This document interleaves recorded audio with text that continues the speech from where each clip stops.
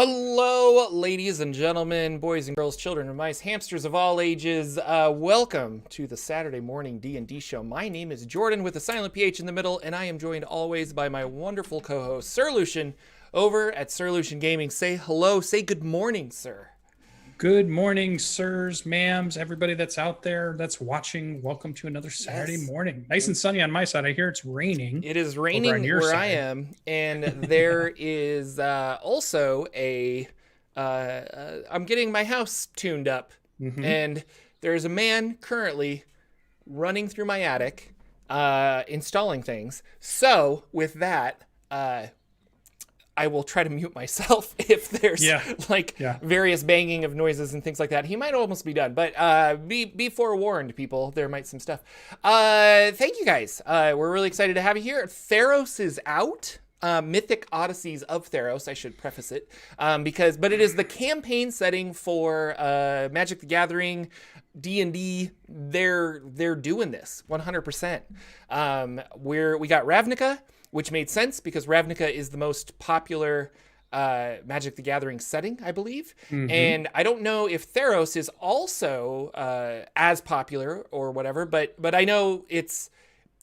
I guess my point is that it's a good D&D setting. More so, I feel, than Ravnica. Ravnica was a good book, but you really had to understand the subtle intricacies of Ravnica. And with Theros, the interesting thing is like, well, you have this world and you have, I guess everybody kind of knows Greek mythology-ish, Greco-Roman-ish mythology. And so you have these unique gods, but they're all like, this is the god of death. This is the god of the sun. This is the god of the oceans. And so it's easy to understand what these gods represent and the powers that they have.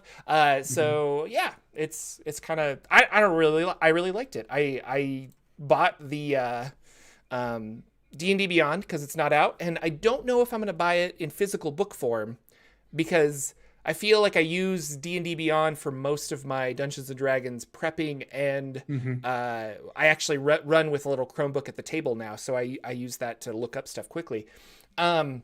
But have you had a chance to read it, Mr. Lucian, or look at it, or anything? I went through different parts of it, and that was the thing I noticed right away was I didn't get the feeling I got with Ravnica because I went and bought the book. I sat down, I maybe had my lunch next to me, and I started flipping through the pages just like I would a new D&D book or some D&D book I would get out of Barnes and Nobles or a mall or something back in the day as a teenager. So when I got Ravnica, I still had that feeling.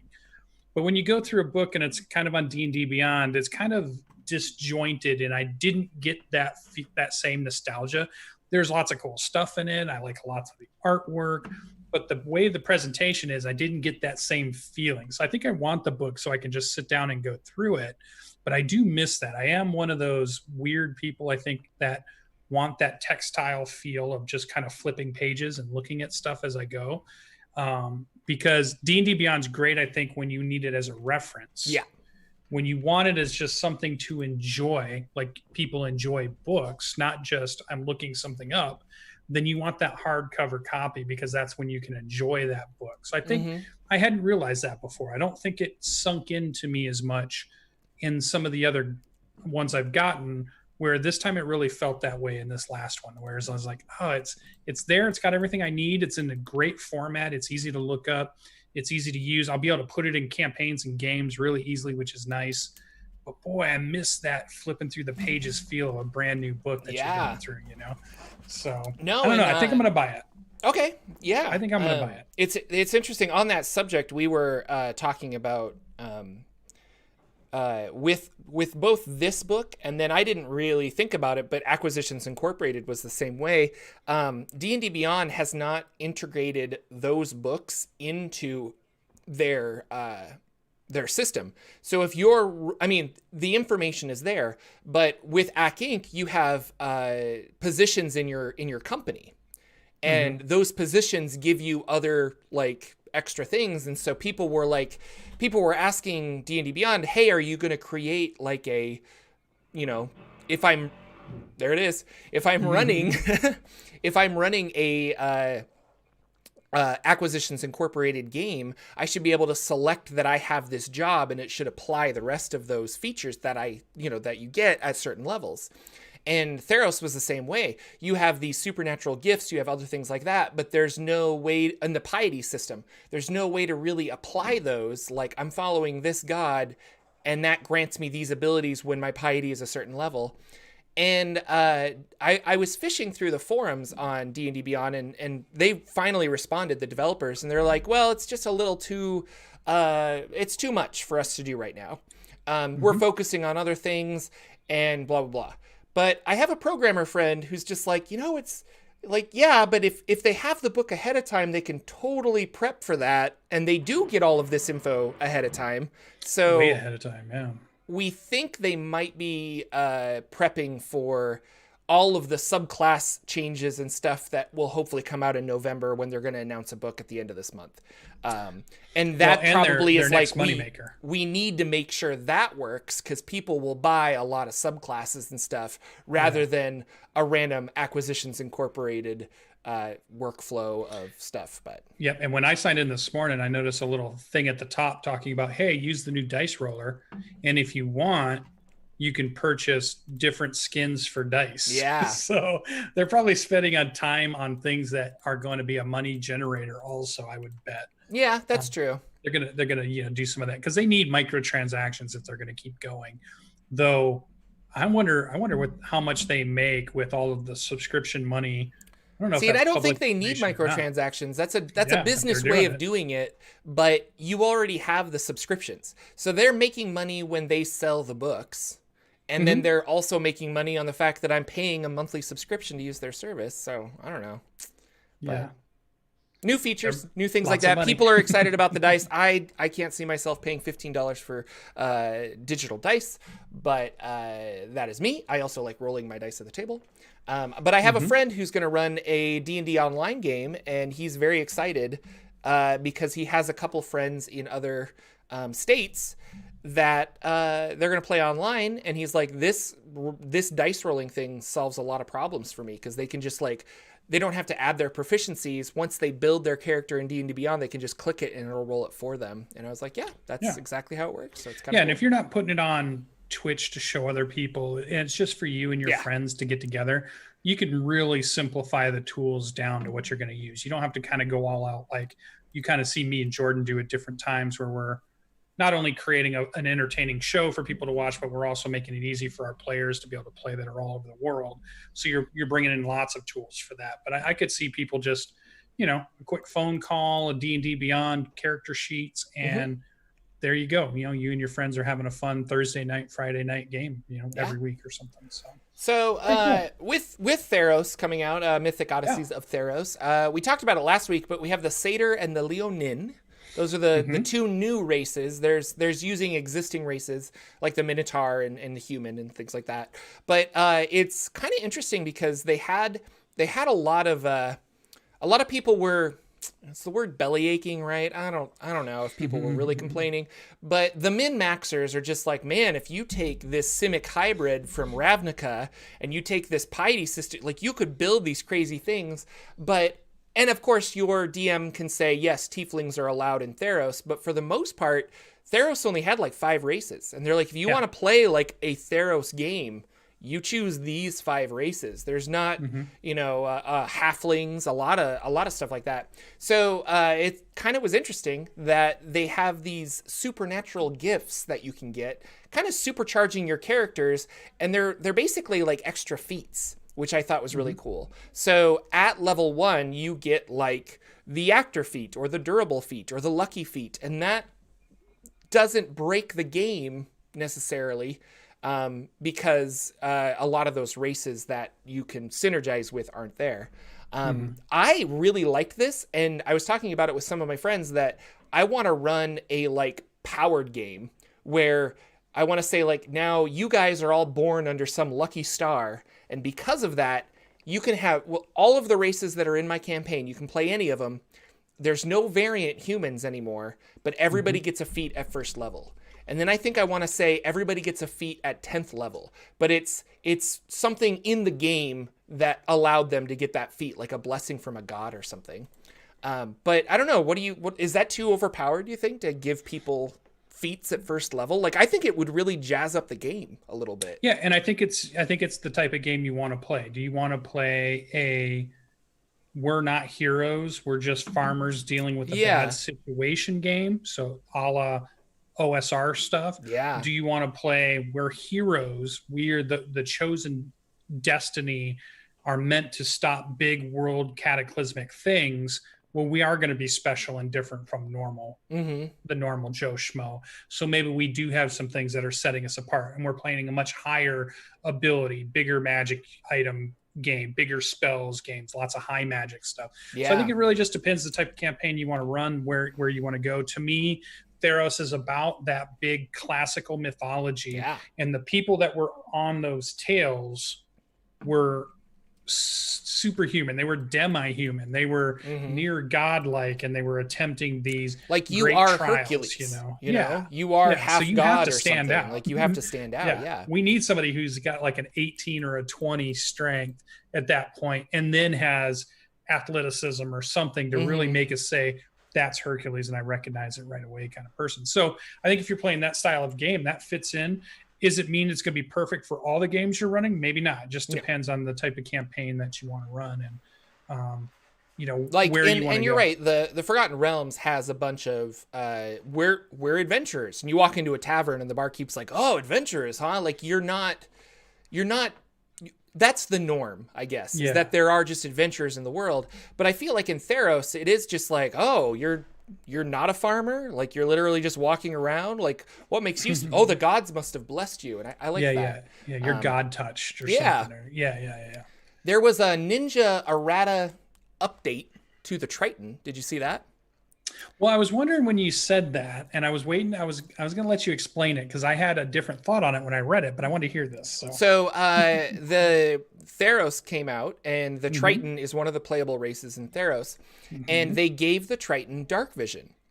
And there were some people online that were just like, oh, I guess like the Tritons are better in Theros. But then when you look up on D&D Beyond, the Volo's Guide Triton, it now also has dark vision. But it didn't originally. So they added that, and then again, people on Twitter are asking, and D&D Beyond came back and replied on Twitter that said, yes, it's an errata update. There hasn't been like errata published for it yet, but that was from Wizards of the Coast to change the Triton as a whole. So a lot of people, that was the part I didn't do. Yeah, a lot of people were talking about, or were upset, myself included, I guess, because the Tritons live in the bottom of the ocean where there is no sunlight, but they don't have dark vision. And so a lot of people were like, what? But I was wondering if it was always like a balance thing. Like you can only give a race certain things. And because this race got spells and other stuff, they were like, well, we're going to take dark vision away to balance it. Swim speed. But now they have dark vision. And dark vision isn't huge, I guess. It's really, if you're playing a nitty gritty game, like you can't hold a shield and a torch, then it's nice to have dark vision because I can hold my shield. But for the most part, I have humans in my games, and I'm just like, well, it's dark. And they're like, okay, I cast light or I do this. And I'm like, you can see for the most part. Unless it's something I really want to use as a mechanic in a battle or in a game. But for the most part, I'm like, yeah. So dark vision's kind of weird because it's a good thing and a lot of races have it. It's almost silly to play a race that doesn't have dark vision when you think about Dungeons and Dragons. Humans. So yeah, they updated the Triton with dark vision. We got two subclasses for Bard and one for Paladin. What did you think of these? Did you have thoughts on the? Yeah, I wasn't. I was more excited probably for some of the races. I had some more character concept ideas that popped into my head when I saw them. I didn't have a lot of character ideas pop up and say, oh, now I can do this. Besides a very classical hero, like if I wanted to make Hercules, it made sense that, oh, maybe I could go with this paladin that's heroic. And if you read the heroic paths and things, that makes sense for something like a hero like that. But they weren't two classes that I felt like were missing. And I was like, oh, finally we have these subclasses, because they're in two classes I don't play a lot. I don't play a ton of bards and I don't play a ton of paladins. So I haven't really, nothing jumped out at me for there. I don't know, maybe something did for you, but nothing really jumped out at me for these two subclasses. I love bards a lot. You love bards. Yes. And I don't play a lot of paladins. Paladins just have never really interested me, and I don't know why, because I like clerics a lot. I like the idea of following a god, but paladins, I don't know. I do have an oath of, what's the broken oath in the Dungeon Master's Guide? Anyway, I'll have to look it up. But I wanted to play a paladin of Asmodeus, and I thought that would be really fun. But I haven't yet. But the College of Eloquence, the Bard, this I didn't like, because there's one thing I didn't like, and it's level 3 Silver Tongue. And it says you are a master at saying the right thing at the right time. When you make a charisma persuasion or a charisma deception check, you can treat a d20 roll of 9 or lower as a 10. Now, there are certain rogue subclasses that also get this, but for like insight and various other things. And that's at like level 7. So getting really good persuasion and really good deception at such an early level fits in the world of Theros, I feel, but people are going to take this subclass and use it in other things because that's what they do. I mean, the Spore Druid wasn't just left for Ravnica. Like, lots of people were taking it and putting it in their games. And you have to think that bards also get expertise. So let's say I'm a bard already, so I have a high charisma because that's my main stat. And then I am proficient in charisma, and then I am also I am proficient in persuasion, and then I am also an expertise in persuasion. At level 3, you're rolling a minimum of a 17 to persuade people. And that seems really too powerful for me, and I don't like that. I wish that was like a level 7 ability, or you had to choose persuasion or deception, not both. And you had to be trained in it, maybe. I'm not sure. Like, it just kind of, it feels like it should have been you either become proficient in charisma in persuasion or deception, and you can't roll below a 9 at like level 7, I guess. I don't know, one or the other. So it just seems like a lot. You get a lot at level 3 as a bard, a College of Eloquence.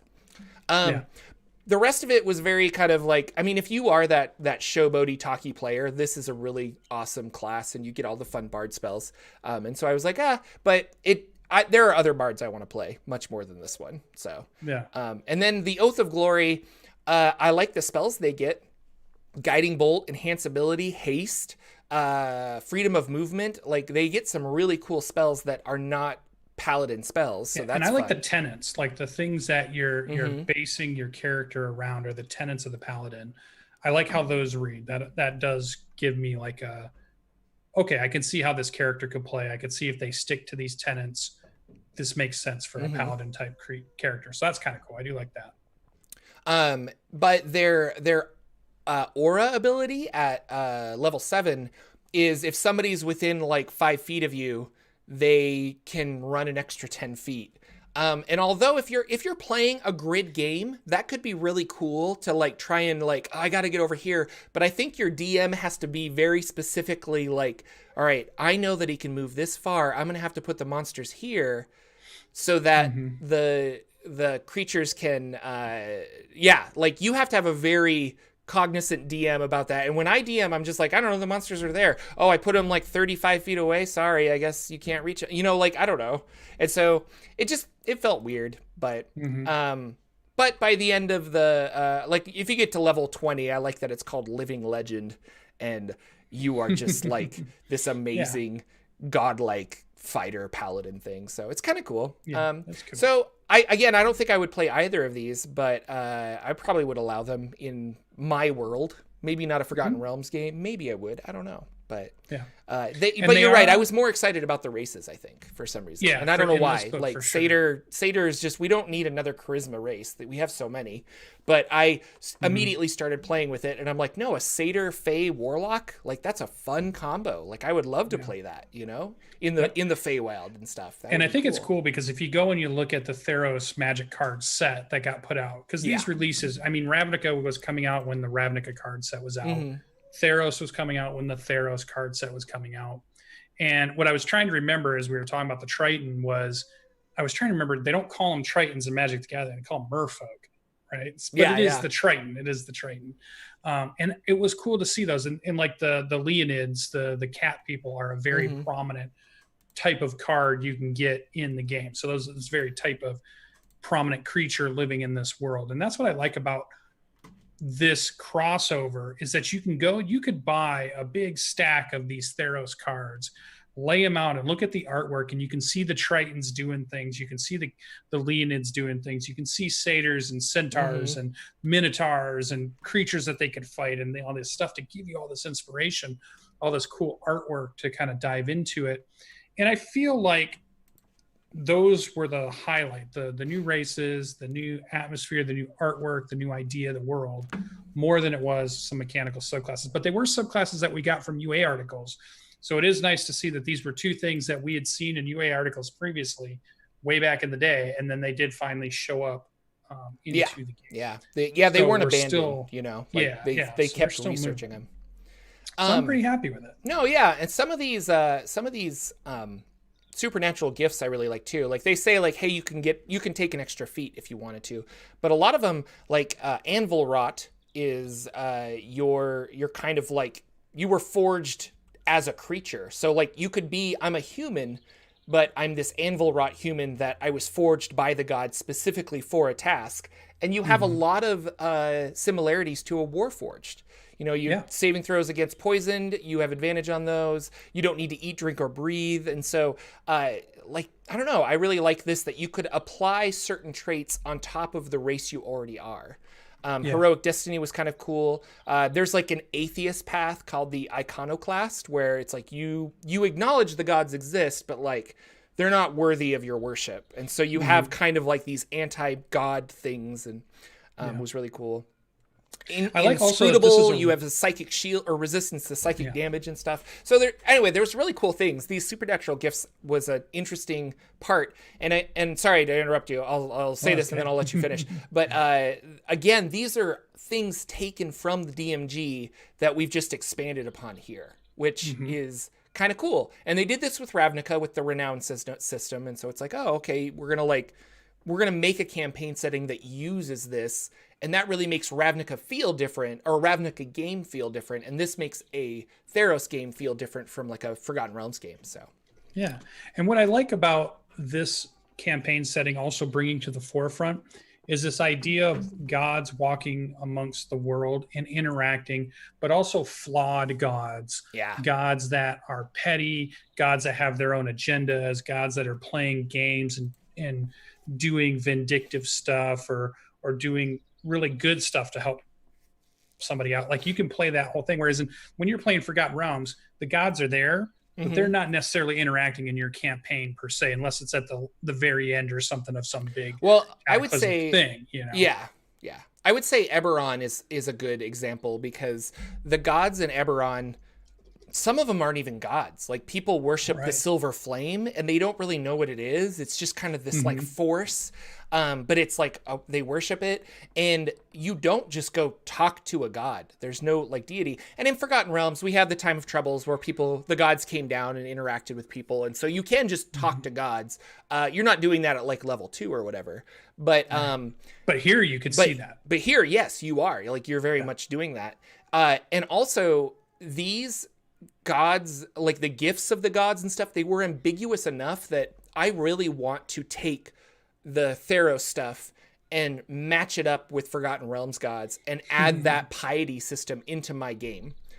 Specifically because I have always kind of wanted to be like, if I'm a rogue and I'm following the rogue god mask, I want to be able to get cool thiefy things from that deity without necessarily dipping into trickster cleric. And I thought that was really cool that like it makes the gods more real, and there's a reason that you worship and follow them. And even evil gods, like there's like, why worship Merkel, god of the dead? Well, if I'm a necromancer wizard, I'm going to worship him and he's going to favor me, and I'm going to have more control over undead or something like that. And I liked that. I thought it was kind of cool. And it's something I want to incorporate in my game because the gods having that much power, it's really interesting. So now the one thing that kind of set me back is I didn't see in this setting, it felt like a setting perfect for the heroic story. The problem is we play Dungeons and Dragons, and that's a group party, right? So what I didn't see was this idea of a group heroic story or a group. Even when we talked about Wildmount was kind of, I felt this way a little bit, but I wasn't ready to articulate it yet. But in this one, it kind of also set in that we're creating these things that are great when you think about them from a single character perspective, but we're not seeing a lot of this pushing forward of the party core, which is what this game is about. It's not usually you have people following one party member and they're kind of the lead in it, but that would make sense in the type of stories that you're telling, say in a Theros world. I almost feel like we need more of that, more party synergy, party dynamics, party story elements that's about being a party and not so much about being the heroic journey for a single character the way it feels. I don't know. It just seems odd. That's also a very critical role thing. And Wildmount came out with, let's roll your entire background so your DM can kind of like, everyone has their little arcs and stuff. But you're right. I mean, the other way is a completely legitimate way of playing. I think about the original Final Fantasies, and it's just like, you guys are the warriors of light. All four of you. This is you're on a thing together. You got to go do this. The Ack Inc. book's perfect for that. You guys are a group. You're together. You're in this. You fail and succeed together, and Ravnica was that way. It's all things. So because you were joining a guild, right? Ravnica was about the guilds in the city.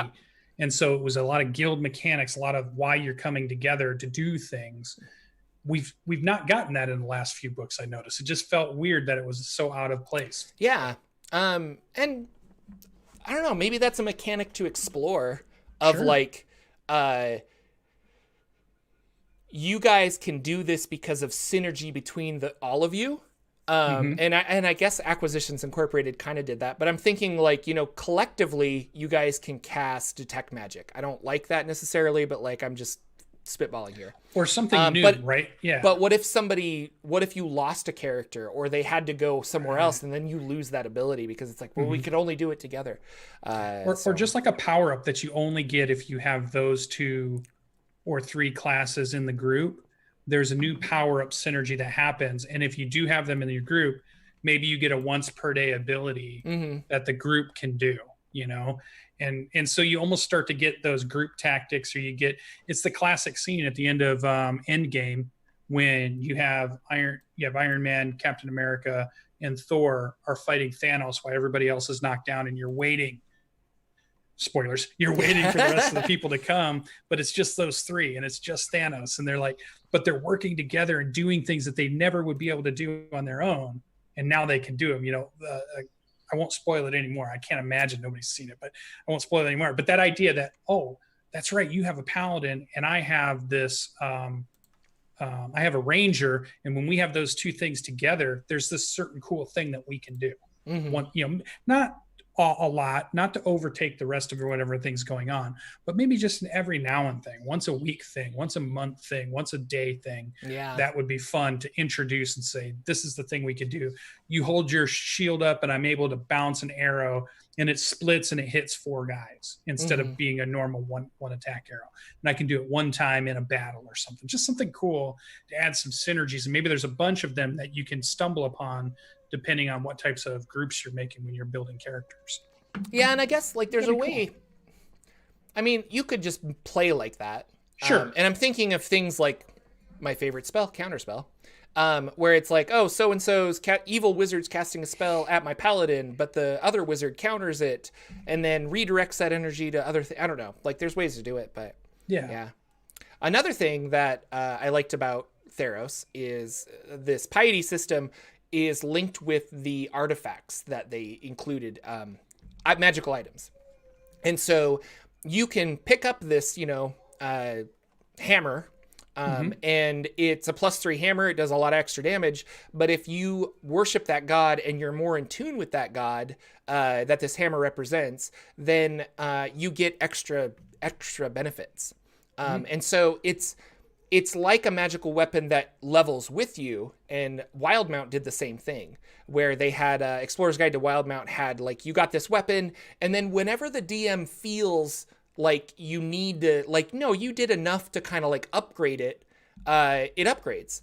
And the piety system is the same way. There's no like XP like with monsters with the piety system. It is about the dungeon master being like, you know what, like not only did you do something for this god, but I'm going to give you like +5 piety points because it's way cooler than I thought that what you were going to do.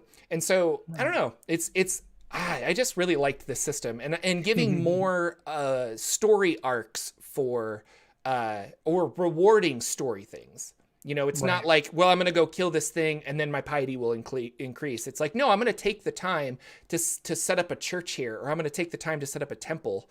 And then your god's like, good job. Like, I'll give you a little extra boon. Like, I thought that was really cool. So yeah, that's good. I don't know. So I guess like a thumbs up for me overall. Like I liked this. Yeah, enjoyable. I think there's things I want to use in my game. Not necessarily the Bard and Paladin subs.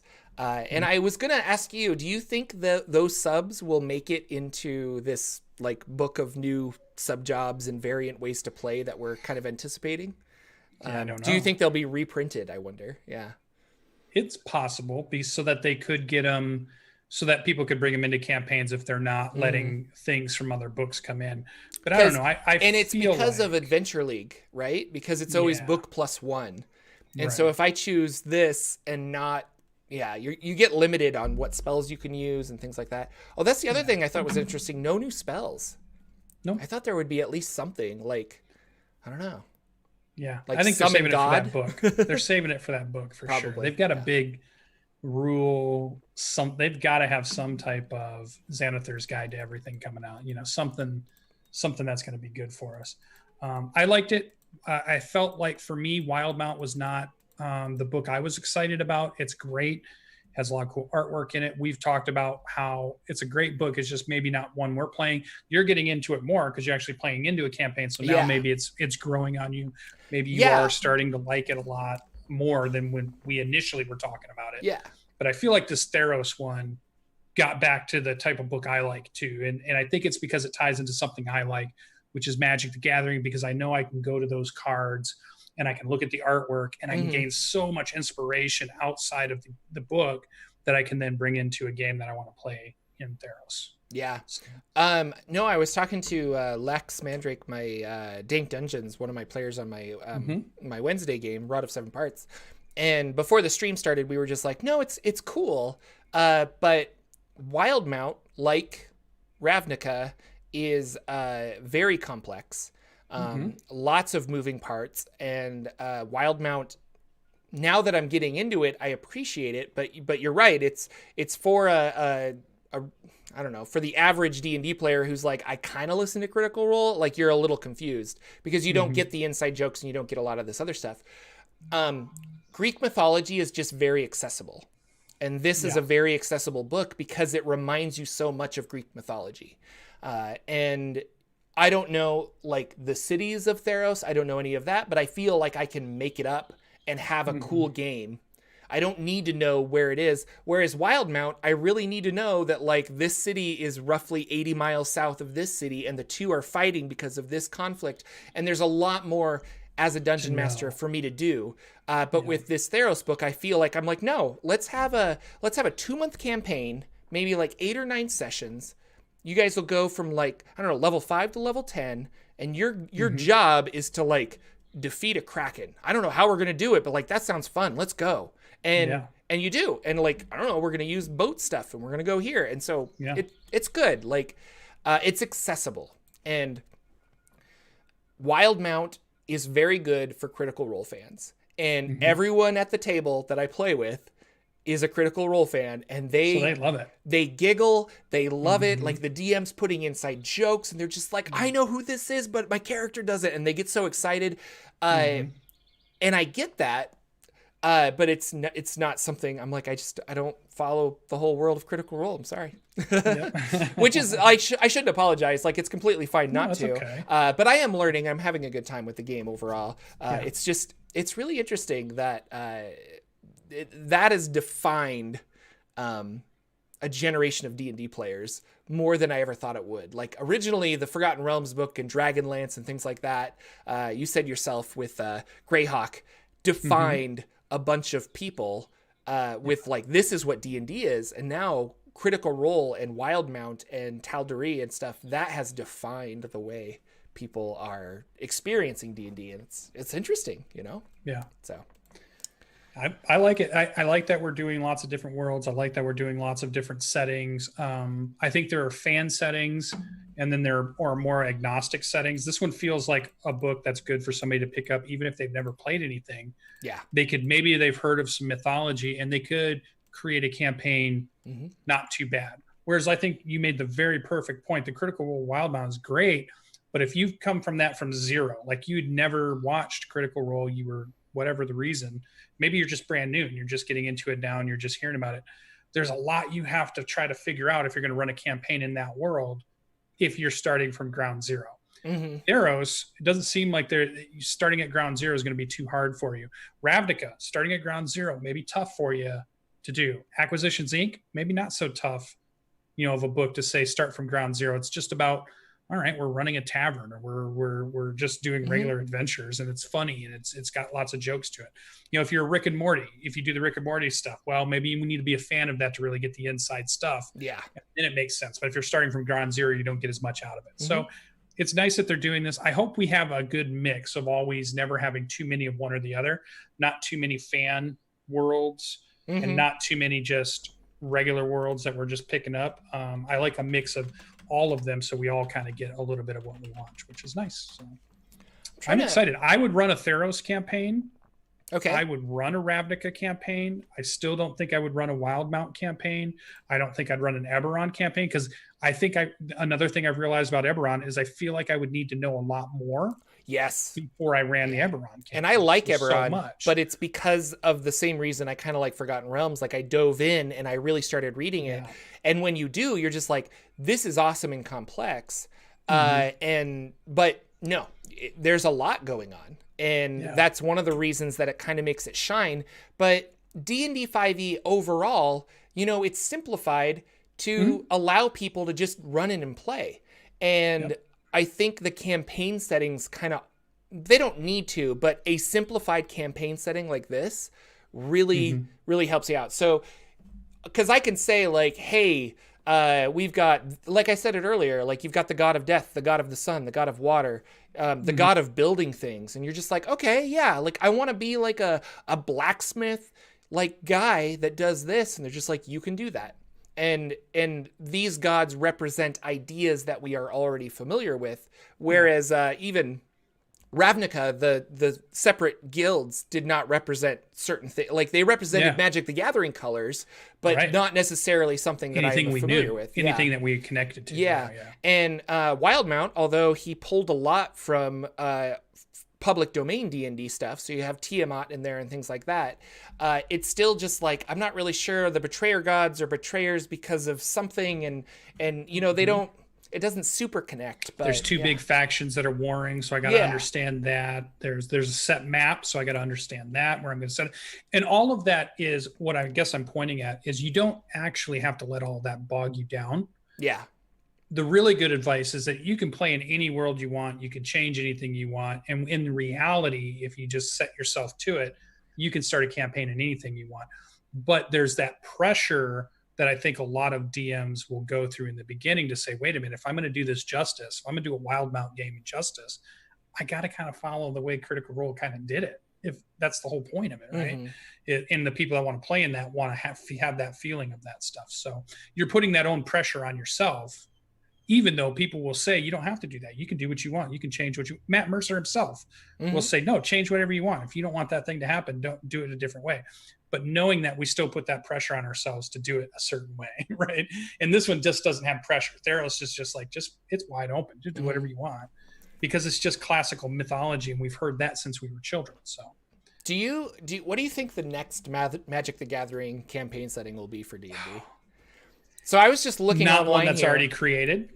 Oh, well, yeah. Not doing a redo of something that's already existed, or no, I think there are all these different planes in Magic the Gathering. What's the next Magic the Gathering campaign setting? And so I was just looking, and I remember Chris Perkins said something about if you like Strahd and Ravenloft, you're going to be really excited about what we have coming. And then I was looking at like the top 10 Magic the Gathering planes, and Innistrad is like a vampire werewolf zombie world. I could see that. And I could see them for sure expanding Ravenloft ideas with a campaign like Innistrad. And then even going down here, and there's I don't know these very well, but like Lorwyn is a fairy plane of giants and buggarts and things like that. And I'm like, let's do this, and then anybody could use that for the Feywild. So like you could run a Feywild game using this Magic the Gathering setting. So I don't know. I wonder they're going to keep doing this because it's just the art's there. They can use it and repurpose it. And I think it'll be a 1-a-year tie-in. So I think it'll be whatever they're going to be releasing next year. So if we keep an eye on what Magic the Gathering's announcing as far as card set releases in Q1, Q2, I bet we could get a good idea of what's going to be a tie-in campaign for Dungeons and Dragons for sure. Okay. And I'm good with that because I love the artwork. I love the games. It's a very thought-provoking world that they're creating. So I think it's cool. So. Yeah, I wonder. I think Innistrad might be. Anyway, well, who knows? We talked a lot about Theros. Obviously, it's the new book. Other news is D&D Live is 2 weeks out. That's going to be the online one. Yep, not next weekend, the weekend after. So, and DCC Days is next week, I think, if you're interested in Dungeon Crawl Classics, because I am, wink. And they're also streaming a bunch of cool stuff. Lex is playing in a couple games. He asked me to play in some, but I, again, have lots of stuff going on and was not able to, the times just didn't work out. But, and then this kind of shifts into our Bardic Inspiration, where we talk about things that inspired us throughout the week. And if you follow me on Twitter, you probably know what I'm going to talk about, but I'll let Lucian go first. What's going on in Bardic Inspiration? What inspired you? What kind of game do you want to play? Mine felt literal today. Mine felt like this week I had a lot of the same ideas I'd been having. So when I was sitting and thinking about Bardic Inspiration, Bardic kept coming up in my mind. And I kept thinking, I know we've talked about it, but this idea of a single class campaign of all bards, and I've seen some people do this online. You can watch some different groups, the Sirens with Satine. They did like an all bard group at one point that was really funny. And I know some other people have done that. And so I was thinking about a campaign that has maybe something like that, or at least it is all based around a traveling band. Maybe a traveling act that is moving from town to town to town. And then I thought, well, that would make a great acquisition incorporated franchise, that they're creating this traveling show and Act Inc. has you doing it, and they're giving you missions that are having you do things in these towns. So this is how you know where you're going next, because HQ needs something, info, you to steal something, you to look into something, you to stop something, whatever it is. And you're using the cover of you being a band or you being a show of some sort that moves around in this area. So then you get the fun humor and comedy of running, what it's like to be, who's going to be the roadies, who's going to be the performers, how do you get all your equipment around, what are the things you're doing to set this show up, what is the fun that can happen, and then keep it very humorous, very Act Inc. style. So not, Act Inc.'s about running a corporate, like, so you could do a very, this is the office in Forgotten Realms, but you could also do, this is Wayne's World in Forgotten Realms. They're a band that's moving around and they're their Pinto Pacer and, just all the shenanigans that they get up to. So I just thought that would be really fun to come up with a campaign that's based around that. If you had a group that was really into thinking about maybe an all bard group, or even just a performer group of some sort. We're all performers. Maybe they're like they're a horse performance group, or jumping things and riding in barrels and circles. You and take stuff, like mounted combatant or something, and right. Just do something that's that cool. Way. Yeah. Maybe not so much into circus, but performer arts. A magic show. Magic You're shows. A wizard. How would you do it? A bard. You're making band, the bell tower disappear. Yeah, or maybe you're doing some type of, this is the new magic in the world. This is magic of DR 1493. Here's the new stuff, and it's all fake and prop made, and it's like, and they're all like, but they all come out to see, almost like a World's Fair kind of thing, right? Yeah. You're coming out to see the new stuff. So I just thought that would be fun campaign, a fun way to, as a dungeon master, to come up. You've got lots of ideas.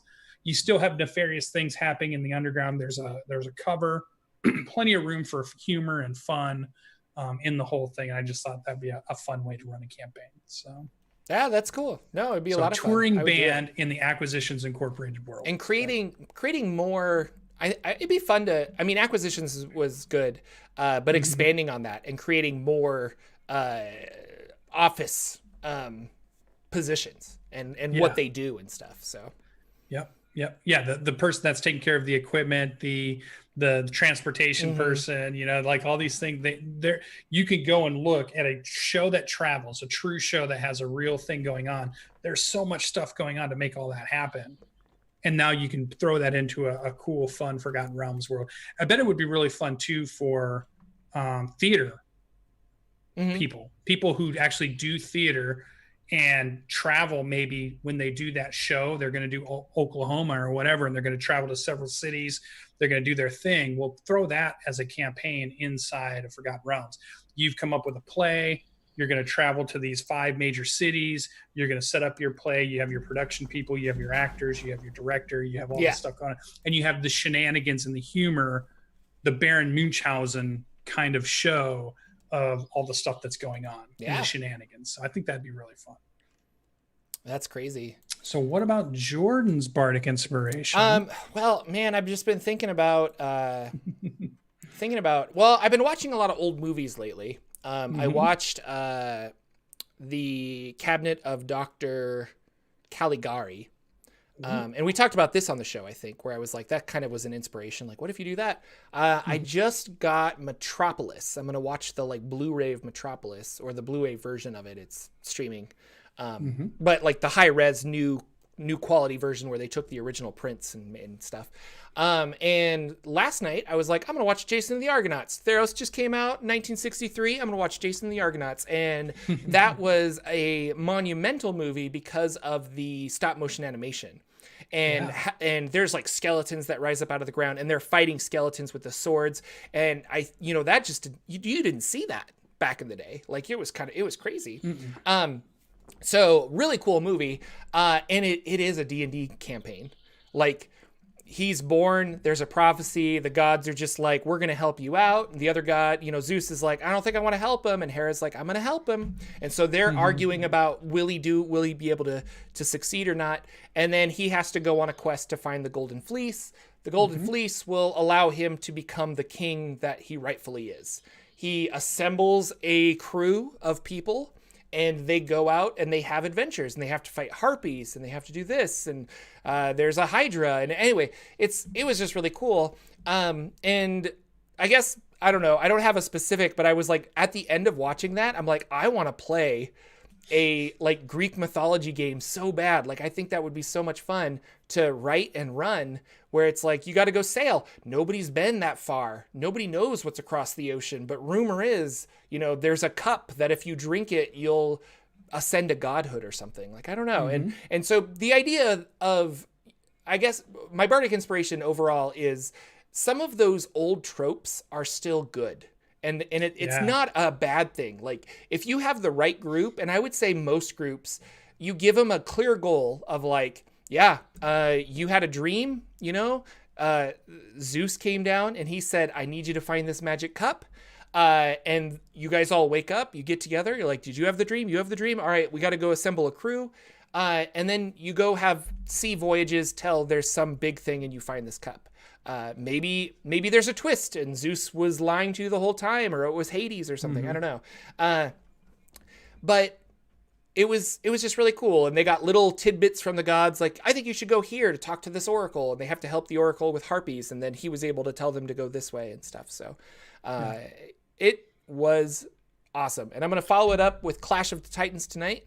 I'm really excited. Nice. More stop motion animation with, I think, the Medusas and that and the Kraken.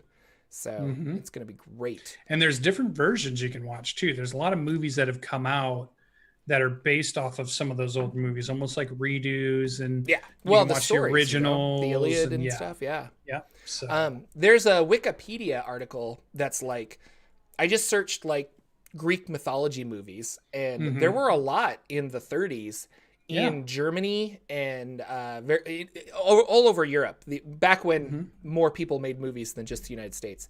But I don't know. It'd be kind of interesting to watch some of those older movies. So yeah, it's almost like classical mythology inspiring the basis of original D&D, the classical D&D game. And D&D was mythology inspired D&D very much so. Yeah. All those old monsters are just mythological monsters from Norse and Egyptian. And, so that's my Bardic Inspiration. I think a lot of people could have a lot of fun with that, because in the end of the day, if you have a clear objective, it doesn't always have to be this super drawn out whatever, like, oh, there's like layers here that you don't even know about. And you know what? The players might never know about because you've overthunk the campaign. They just want to go get a cup. Do it. So that was my Bardic Inspiration. We got 10 minutes left. What games are you playing, Lucian? What's going on? Well, we're still doing our Waterdeep Acquisitions Inc. I'll keep it short. We definitely had two of those things that I think Dungeon Masters should put some thought into. I won't take a bunch of time. I don't have the answers to all of this. Some of you can put them probably in the comments if you found stuff that have helped you with these things. But chase scenes and then interrogation scenes, to make them more fun and not tedious and not kind of like everybody just wants it over, including the Dungeon Master, including the players. Like, nobody's deriving any real fun out of these things. But normally these are the big action-packed parts of any movie or any book you're reading. This is where the meat is. And yet in the Dungeons and Dragons game, it feels like this is a letdown part of our game. Like, combat can be thrilling. Searching for clues and searching can be thrilling. Some dialogue scenes, especially if it has to do with character backstory and learning information, can be thrilling. But interrogating somebody never seems to be a high point of your game. A chase scene through the town doesn't always seem to be a high point of the game. Maybe so I have seen some mechanics out there. We got into a chase scene with this, and it was this weird thing about, can you see them or can you not? What's the vision? Are they able to lose you, or are you able to keep up? And I don't know, it felt weak. It felt very like there wasn't enough there. And I wish we had some maybe more concrete ways for this. And especially the cringy, we've captured the bad guy. Tell us what we want to know, bad guy. No, I'm not telling you anything. Bad guy, we can't move on any further. We don't know what to do. Tell us what you... No, I'm not telling you anything. Mr. Bad Guy, we need some information from you. So, all I can say is I encourage Dungeon Masters to really take a look at those parts of your games. See if there's some tools out there and share them with me and Jordan, because I definitely could use some inspiration in that. And maybe there's some better ways to do this that Dungeons and Dragons 5e has not given us help in this area, or not very much help in this area. Interrogations I'm not so sure about, but chase scenes, there are rules in the Dungeon Master's Guide about how to do chase scenes, but I think both of them would benefit from having its own mini game. And I'm going to use downtime as an example. Like, downtime doesn't follow the same rules as combat or a lot of other things. It's like, you've got 3 months. What do you want to do? And Xanathars came out and gave us a bunch of downtime rules, and it's been really fun to be like, oh, I've got 3 months to do stuff. I'm going to start a business. I'm going to do this. And we just kind of roll dice, and then the 3 months happens. Chase scenes, I feel, are the same way. Specifically, I have a Pathfinder Chase Scenes deck of cards. And you shuffle it. There you go. And then as they're running, depending on their successes or not, you start flipping cards to see what's happening. And it's like, oh, a fruit stand gets in your way. What do you do? Well, I got to make an acrobatics check to jump over it. And so things can slow you down or speed you up. And it's all random. And it's just kind of fun. But if you use that too much, the players know what's in the deck and it doesn't work as well. But like the first 3 or 4 times, it's going to be really good. But yeah, maybe interrogation is like, you've got 5 points and you have to subtract so many points from him before he'll talk. How are you doing that? Whether it's intimidation checks or whether it's, this, or I'm going to steal, I don't know, his favorite dagger and threaten to drop it in lava. I don't know. And so there's ways that you have to do something to like lower those points, and those points represent him finally breaking or trusting you, and then the bad guy will tell you the things. Yeah. No, it's interesting. Rod of 7 Parts is going really good. It's a lot of fun. They fought a Rashaka and they assembled 2 rod fragments into 1. Great monster. Great monster. I did not know that monster was immune to spells level 5 and below. So we're reading this and it's a classic of Jordan just being like, Rakshasas are cool, whatever. And then I read the stat while we were fighting him and I'm like, So Shifter, our wizard, shot a lightning bolt at him, and I'm like, that doesn't affect him. So I had him like smack the lightning bolt out of the way, and our wizard was like, can he do that? And then we had to talk then. Yeah, he can. But man, having lots of fun with that game. Those people are really awesome, really enjoying it. Good players make a good game. Yeah. My dark gritty Bloodborne game that I am playing in, we found a star fragment that we were like hired to grab and bring back to town, but the guy who wanted us to get it was kind of shady, and there were some flumps that came down, which are a weird D&D monster that kind of look like a, I don't know, alien hot air balloon thing, jellyfish, floaty, something. And they wanted the star, and we decided to give it to them because they seemed like the good choice to give it to them. Well, when we got back to town and we didn't have this, people started asking questions, and then we were getting arrested. And this is something I wanted to talk about specifically is the DM said later on that he's like, I didn't plan for you guys to succeed and get away. So he was like, you guys are getting arrested, and expecting us to kind of just like, okay, we're getting arrested, we're outnumbered. But all of us were like, we're going to fight to the death. Because I've got a fireball. we're in a weird place, and I don't know what they're gonna do to me. So we just started fighting, and with some of our magic items, and we're also level 6 at the time. Like we were able to kind of do some cool stuff. Ultimately, they got us, and we all got put away. But the DM said afterwards that he's like, yeah, if you guys had broken free and gotten out of that house, I probably would have just had more soldiers rush in to get you, which is fine. But I also feel like you shouldn't tell your players that, because then I was immediately let down. I'm like, oh, there really wasn't a chance for succeeding. And players, whether that chance is there or not, they want to think that there is. They want to think like, if I can get out of that door, oh no, there's like 24 more guards. Okay, I lost, but at least I succeeded getting out the door, and it was kind of fun. So do you write in contingencies, or do you just play and it's like, well, I'll write the next section if they do escape? Or do you kind of plot out like, no, they need to get captured right now? I don't know. I used to do that. And then I learned my lesson that players will always do something you don't want them to do. So early on, I was doing that same thing. I was like, okay, here's this scene. They're going to be mistaken for the bad guys. So I want the cops to come in and arrest them. And then there's going to be this cool thing because they're going to get interrogated, and the cops will slowly begin to realize they're not really the bad guys.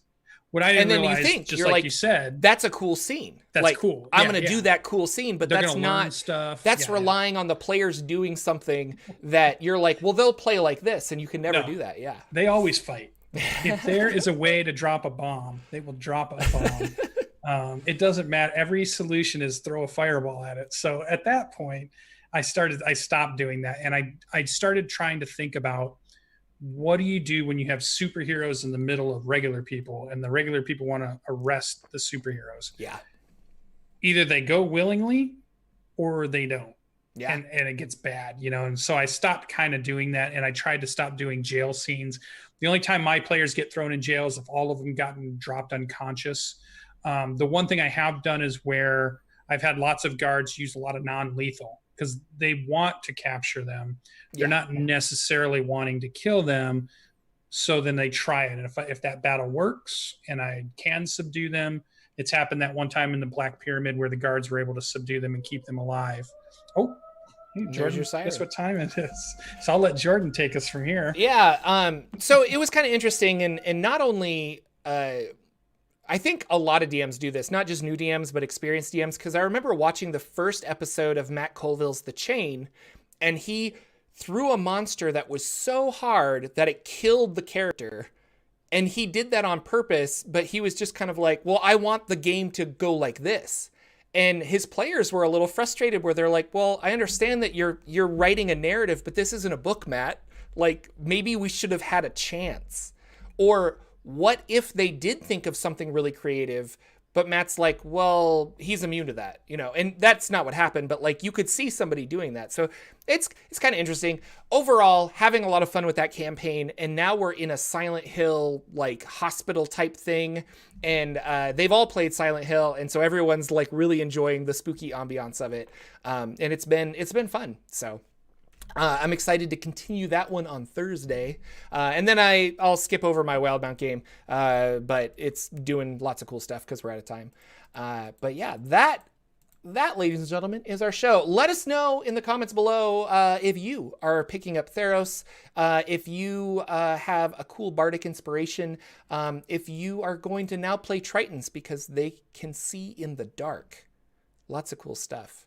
Man, I do like that Theros book. I might have to get the hard book now that I'm thinking about it. Because D&D Beyond's going to shut down one day and I'm not going to have access to it. I'm going to have to get that physical book on my shelf and play a cool Greek campaign. Thank you guys so much. We will see you next week with another rockin' show, probably talking about TCC days or something. It's cool. Maybe I'll shave. I don't know. There's a lot of things that could happen. All right. We'll see you guys next week with another episode of the Saturday Morning D&D Show. Goodbye, everybody.